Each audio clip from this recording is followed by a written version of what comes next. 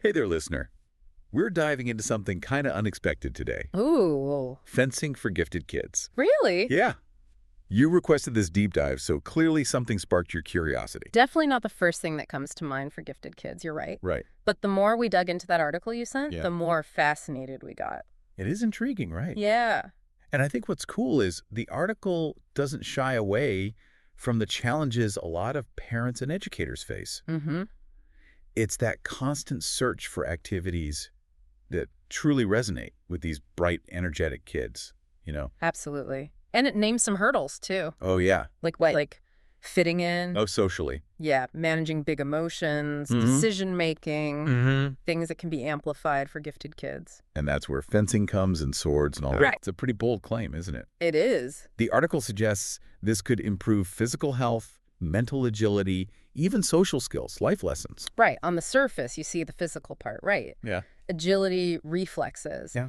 And for kids with that boundless energy, that's key. Sure. But the article goes deeper into the mental workout fencing demands. Okay, so unpack that a little because it's not just waving a sword around, right? Yeah, no, not at all. We're talking strategy, focus, outmaneuvering. Yeah.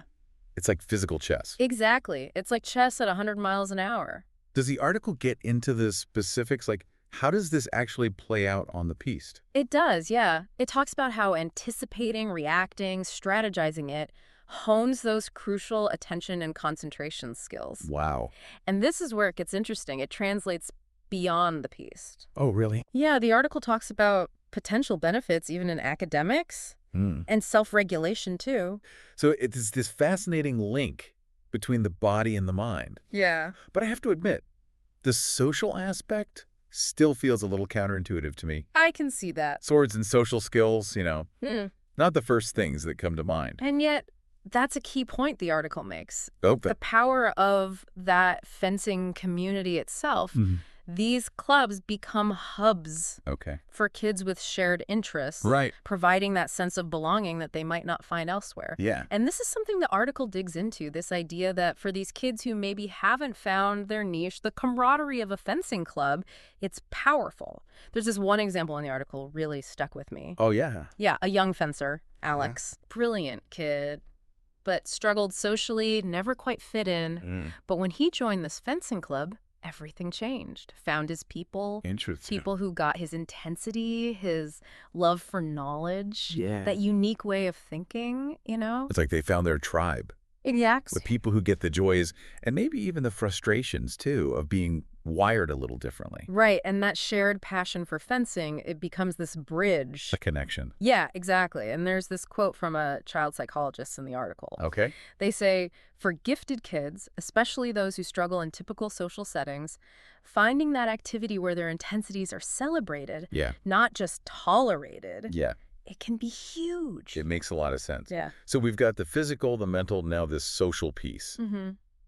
But the article keeps going. It dives into those life lessons baked into fencing, which honestly, at first I was like, is this a stretch? I get it. But I'm ready. Okay, good. Convince me. One of the big ones is self-discipline. Okay. Because fencing isn't just about being able to, move well. Right. It's control. It's precision, mastering your mind and body. Interesting.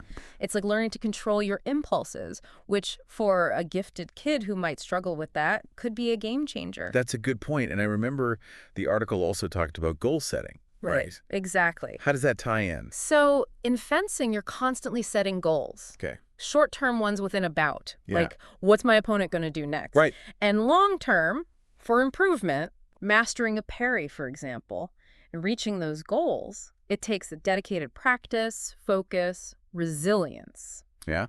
Especially when you face setbacks, which, happen. Of course. In any sport, really. They're learning that success doesn't come easy. Exactly. You got to work for it. You got to be dedicated. You got to overcome those challenges. And that translates to life beyond the piece, too. Absolutely. Yeah. These are skills we want all kids to learn, but for gifted kids, it's especially crucial, right? Yeah, definitely. Because they might be learning at a different pace or they've got these heightened sensitivities. Right, exactly. It's like they're absorbing this resilience just by being in the game. Yeah, and the article takes it even further. Oh, does it? talking about mental toughness, like Okay. facing an opponent, figuring out their strategy, overcoming those setbacks. Yeah. It translates to handling pressure elsewhere, too. In real life. Exactly. Like a difficult test or a disagreement with a friend. Mm-hmm. Fencing can give them tools to navigate those moments. That's a cool way to look at it, like a mental toolkit they build on the piste. Right. And speaking of toolkits, there was this other benefit, really interesting Yeah. decision-making. Oh, yeah, that's huge. How does that play out in fencing, though?